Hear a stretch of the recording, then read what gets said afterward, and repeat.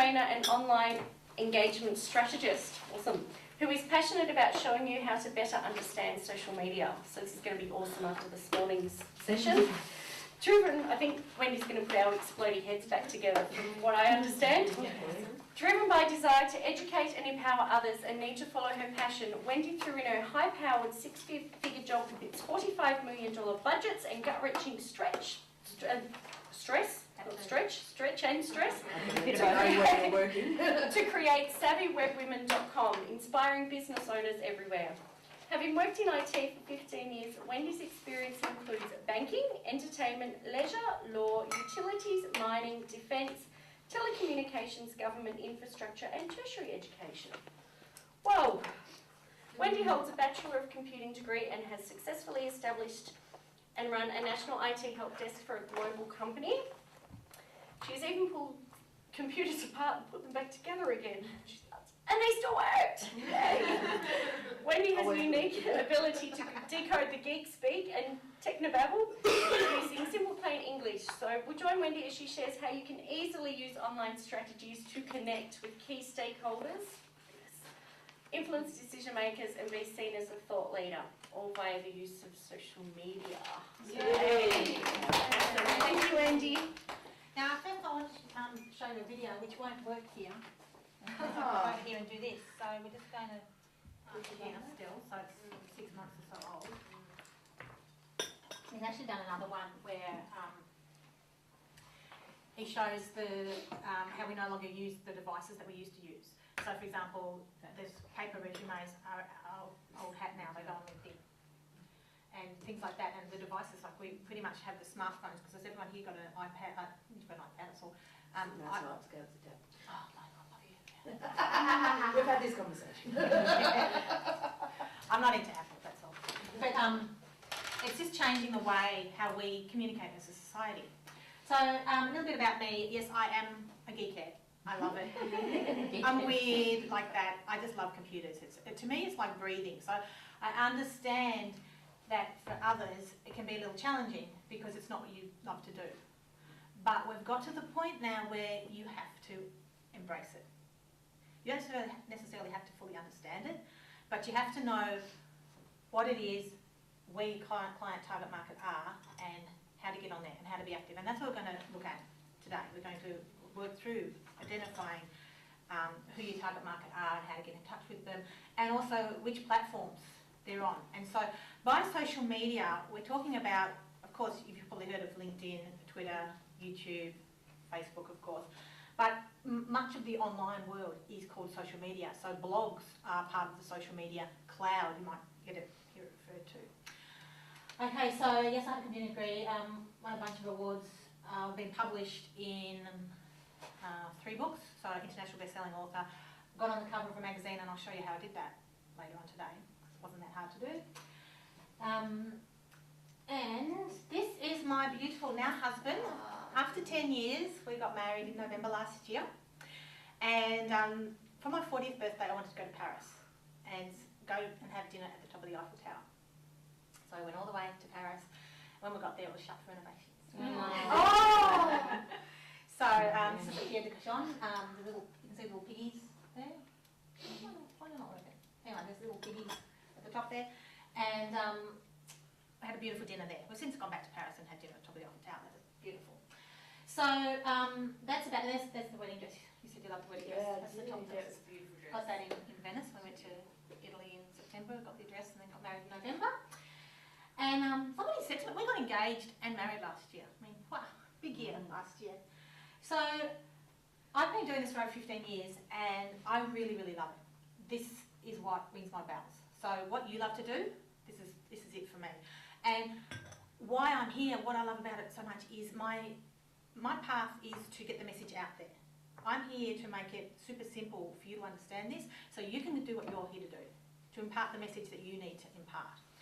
And so for me, I worked my way up to be a senior IT project manager, and I was working ridiculous hours and had these multi-million-dollar budgets, and it was all great and fun and so forth. But in 2006, I started to get these niggly health issues.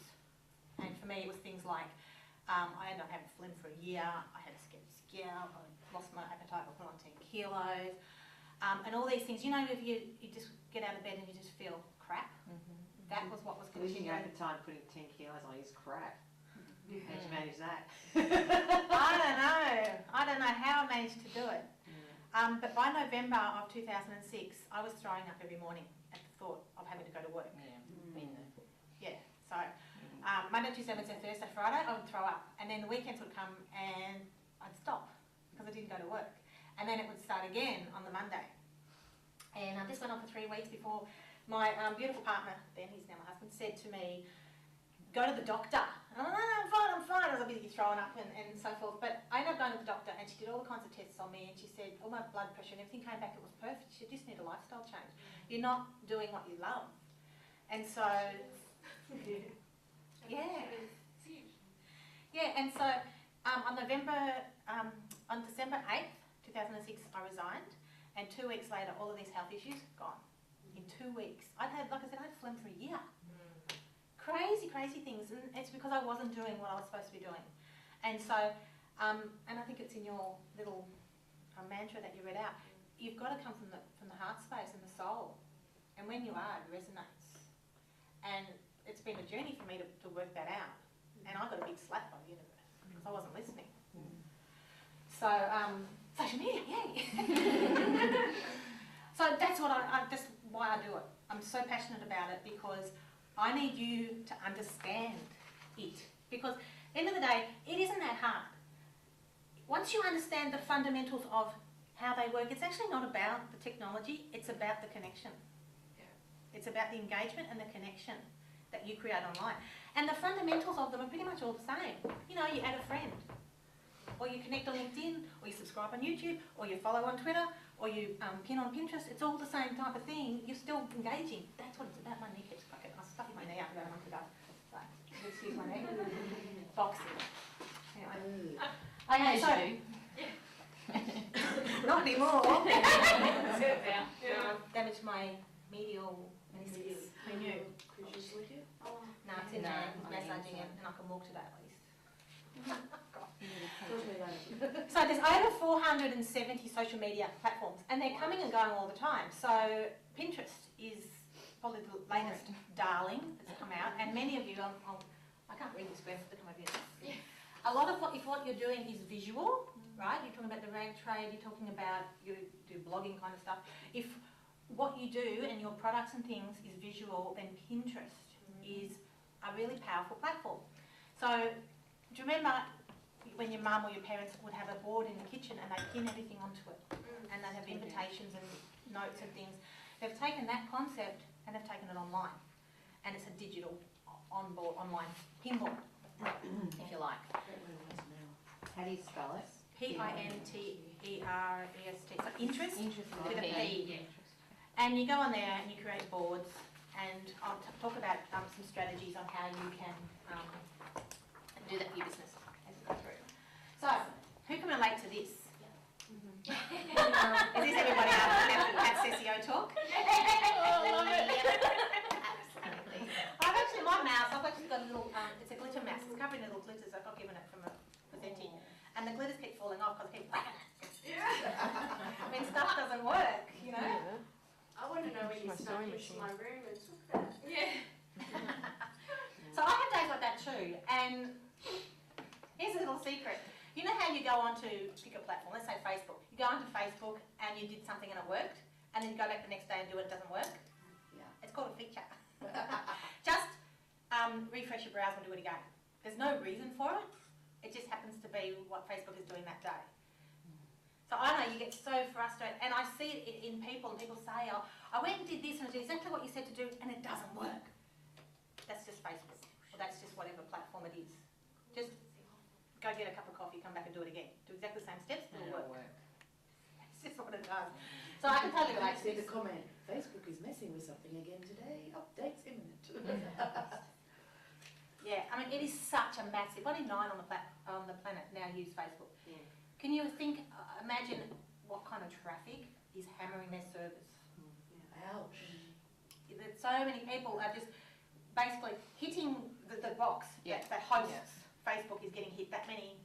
I mean, I haven't looked the other day when I was on Skype, so something like 24 million were using Skype at that point. There's some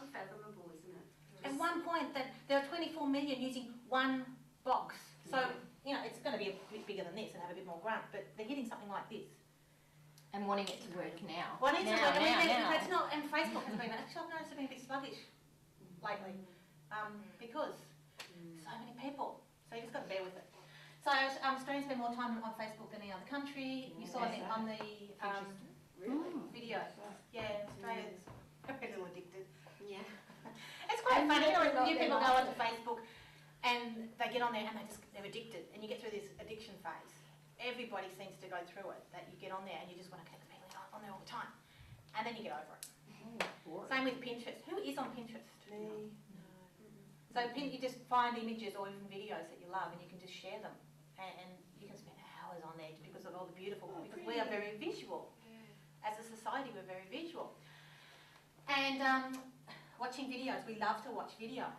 I think Kat's mentioned about the use of video, and video is a very, very powerful medium to be using, because you can quite quickly sit there and just watch a 2 or 3 minute video to get your message across. Somebody can easily, for some reason, someone's texting on the brain, or if someone has to sit down, let's say they've done whatever they've needed to do that day, and then they thought, I'll just spend half an hour on the computer, and they have to read something, or they can just quickly watch a video, they're more likely to pick watching a video, particularly if they're a visual person. So video is huge. And don't get hung up on the fact saying, well, I've got to go and get my makeup done and my hair, and I've got to work out what to say, and I've got to sit in front of the camera and go like this in front of the camera. Because a video can be something like a PowerPoint that has music over the top of it. Or, so you saw that one I just shown you, right? Really powerful, there's no humans in it. And so how can your message get imparted visually, perhaps even with you just talking over the top, or if you're not comfortable doing that, find someone that is happy to talk. Just follow it, read a script. No one can see you reading it, and then you just put the two together. And it is really, really powerful, a powerful medium to get your message out there. Because if we're not engaging on here, it's a very flat medium. Like, who here has ever received an email or sent one that's been misconstrued?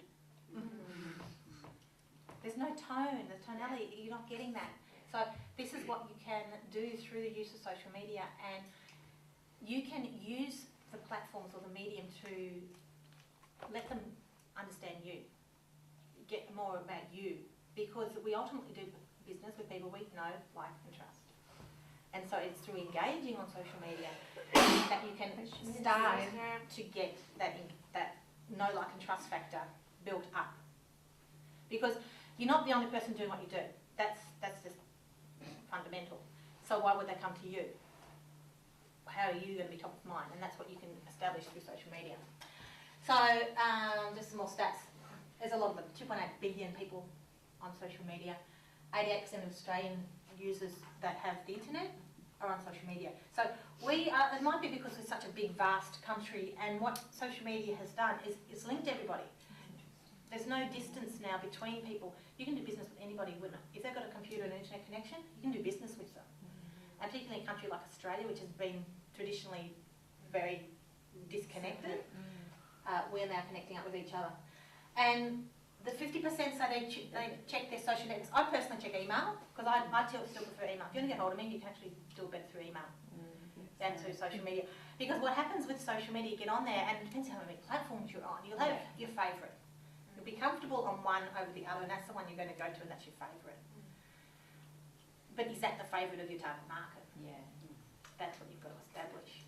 Just because you like the social aspect of Facebook, or get on Facebook, your target market might be on LinkedIn. Is your target market professionals? So LinkedIn is the most affluent, and it is the most professional, as in highly educated platform. We'll cover LinkedIn in just a moment. I got the slide twice. Yay for me. Right, 1 in 3 small businesses are now using social media, and they're saying that they see a drop in the marketing costs by the move to social networking, using social networking sites. Because by being online, it's, it's moving, it's not flat, not a flat communication method. So, and you can repurpose your marketing material that you do create onto your social platforms. You can reuse your marketing material as well. And then there's 40% of companies admit to having no training or no governance, which means, what that means in normal speak, is that they haven't actually told their people how to use social media. And I laugh because I recently spoke at a HR group, which Sophie's sister Sophie's sister Sex. Say that fast. So sorry, I've got a sister called Sec and you refer to her as Sex and I run the G-spot. Thinking I'm obsessed, don't you know? Because I was going along and I was meeting them, and so they're professional, right? So it's all very serious, and they're saying, well, and we're sitting there, and there's 4 ladies in the room, and don't tell I said this, but I'm sitting there, and they're saying, oh, we need you to come and talk to us about LinkedIn because we had a person who, like an employee, who used LinkedIn, and he compared 2 companies, and he said one company was better than the other. The one he said wasn't as good was their client. And I laughed. I thought that was, because that's what people do. That's funny. I mean, not funny, ha-ha, but I thought, oh, yeah. And then they know and I went, okay. Because we're human. That's what we do. And so it's better that you understand the rules or the etiquette on each of the platforms. If you're going to hang out on a platform, and we're going to cover some of the platforms in a minute, you need to know how to behave on there. And if you behave different ways on each of the different platforms because you've got a different demographic on there. The LinkedIn people do not like the Facebook people. They won't go over there. But most of them have never been there to see what they're missing out on, because they see, if you're on LinkedIn, the professional people. I was going to say, do they feel more exposed on Facebook? They see